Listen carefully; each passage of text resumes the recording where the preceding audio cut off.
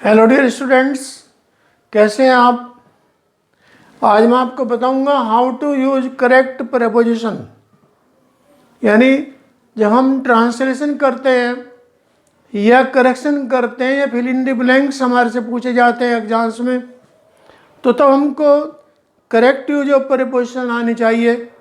और before it I request you to subscribe and share my videos and channels so that everyone may get its use and profit।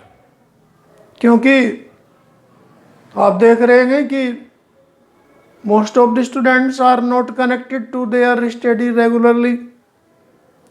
तो जहाँ तक भी हो सकता है उन अपने सभी साथियों की मदद करें जिनको आवश्यकता है।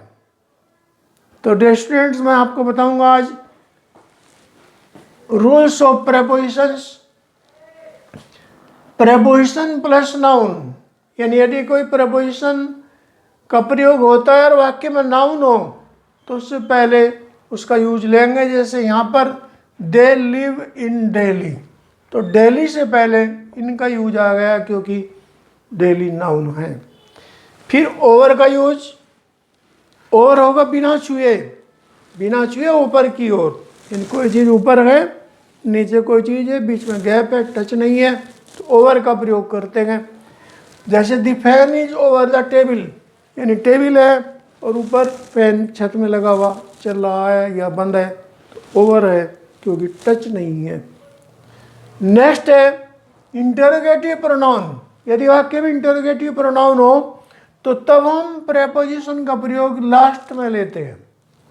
जैसे what are you asking for, तो आस्किंग के बाद फॉर, यानी सबसे लास्ट में हमने फॉर का यूज लिया क्योंकि यहाँ पर व्हाट इंटरोगेटिव प्रोनाउन है। फिर है दैट, अंडरस्टूड। अगर ये हो तो इनके बाद प्रेपोजिशन का यूज लेते हैं। This is the boy that you were waiting for, तो आपने देखा that you were waiting for, last में ले लिया हमने फॉर यू का प्रयोग। नेक्स्ट है कुछ टाइम है हमारे, जैसे morning, evening, midnight, dawn, daybreak, midday. इनसे पहले भी प्रेपोजिशन का प्रयोग करते हैं। I like to go for a walk in the morning, morning से पहले हमने इनका यूज लिया क्योंकि ये टाइमिंग आएगा जो उनसे भी आपको मैंने बताया था, इनका यूज यहाँ पर हुआ है। तो तब हम अगर ये टाइम है जो बताए थे भी मॉर्निंग, इवनिंग आदि, या मिडनाइट या मिड डे, इससे पहले हम प्रेपोजिशन का यूज लेते हैं। नेक्स्ट एग्जाम्पल और इसका एक, a thief came into my house at midnight, तो मिडनाइट से पहले हमने एट का प्रयोग ले लिया। पहले वाले में आपने देखा मॉर्निंग से पहले हमने इनका प्रयोग लिया। नेक्स्ट है एगो, एगो का प्रयोग पास्ट में होता है, भूतकाल में होता है। जैसे he went to London 2 years एगो, तो 2 years एगो यानी टाइम 2 years है लेकिन पास्ट का गया तो एगो आ गया। बिफोर, दो घटनाएं अगर भूतकाल में हो रही हो तो पहली घटना से पहले हम बिफोर का प्रयोग लेते हैं। जैसे ही वेंट टू चाइना, यानी चाइना गया, पास्ट हो गया sentence went. Before his father's death, दूसरी घटना जो पहले हुई थी उससे पहले हमने बिफोर का प्रयोग लिया। यानी बिफोर में क्यों लगा, क्योंकि his father's died, first incident है। फिर he went to London, he went to China, उसके बाद चाइना गए। तो हमने देखा कि जो घटना पहले हुई उससे पहले हमने बिफोर का यूज लिया। नेक्स्ट है टिल, समय से पहले आएगा। जैसे he worked from 5 till 7 o'clock, तो गैपिंग ऑफ जो टाइम है उनके बीच में, क्योंकि 7 और फिर 5 दोनों के बीच में हमने टिल का प्रयोग किया। नेक्स्ट होगा टू, स्थान से पहले भी आएगा। जैसे he went to the station, station place है तो उससे पहले हमने टू का प्रयोग ले लिया। तो डियर स्टूडेंट्स, अब नेक्स्ट देखें, बिटवीन, दो के बीच में। He he is standing between Mohan and Sohan, Mohan and Sohan दो हैं तो हमने बिटवीन का यूज लिया, लेकिन आगे कि दो से अधिक है तो तब अमंग का प्रयोग लेंगे। जैसे दो से ज्यादा के बीच में अमंग का प्रयोग लेते हैं, ही is standing among 10 boys. 10 boys दो से अधिक हो गए। तो डियर स्टूडेंट्स, आपने देखा कि जो इम्पोर्टेंट जो प्रपोजिशंस हैं, प्रपोजिशंस तो बहुत सारी हैं, लेकिन ये ऐसी है जो जनरली हमको इनको यूज करते हैं। तो ये हमको करेक्शन ऑफ द सेंटेंस या यूज इन द सेंटेंस या use in the fill in the blanks, इनमें हमको यूज करना है। या फिर हम ट्रांसलेशन जब करते हैं हिंदी टू इंग्लिश, तब इन प्रपोजिशंस का यूज होता है। तो मैं आपसे बार बार एक ही चीज़ कहता हूँ कि ग्रामर ट्रांसलेशन मोस्टली कम से कम 3 टाइम किसी वीडियो को देखें।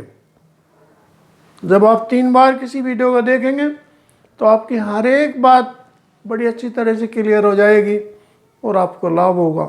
डियर स्टूडेंट्स, मैं ये कहता हूँ कि be serious in your study without tension, have free mind, क्योंकि फ्री माइंड होना और टेंशन से मुक्त होना बहुत अच्छी बात है।